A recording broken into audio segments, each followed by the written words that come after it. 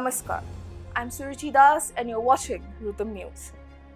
In a turn of events that spells relief for India's energy sector, the country is witnessing a significant surge in hydropower generation due to healthy rainfall this year. This uptick has eased the agricultural demand and brought down the strain on the electricity grid, providing a more balanced power supply equation compared to last year. The boost in hydropower, along with a decrease in agricultural demand, signals a promising shift in the country's energy dynamics. Hydropower has long been a vital component of India's energy mix. Back in 1947, it accounted for 37% of the total power generating capacity, producing over 53% of the nation's electricity. However, with rise of coal-based power generation in the late 1960s, hydropower's share gradually declined. Fast forward to 2023, hydropower constituted around 11% of power generation capacity, with a total of 46,865 megawatts. Despite this decline, hydropower remains a key player in the renewable energy sector, especially in times of good monsoon. This September, hydropower generation surged by an impressive 24%, reaching 7.2 billion units, compared to 5.8 billion units in the same period last year. The rise in output has been attributed to the substantial rain that has filled reservoirs, thereby increasing water availability for power generation.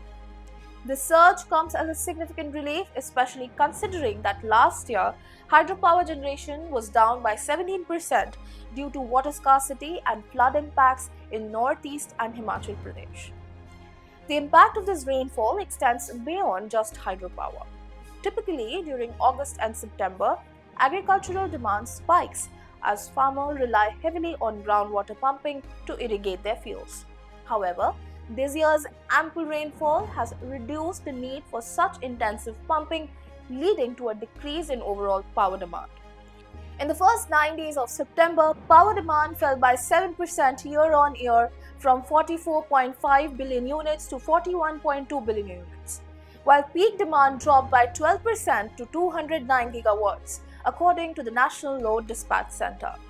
Joint Managing Director of Indian Energy Exchange Limited, Rohit Bajaj, highlighted the unusual nature of this year's rainfall, noting, "We have not seen this kind of rain in the last 10 years.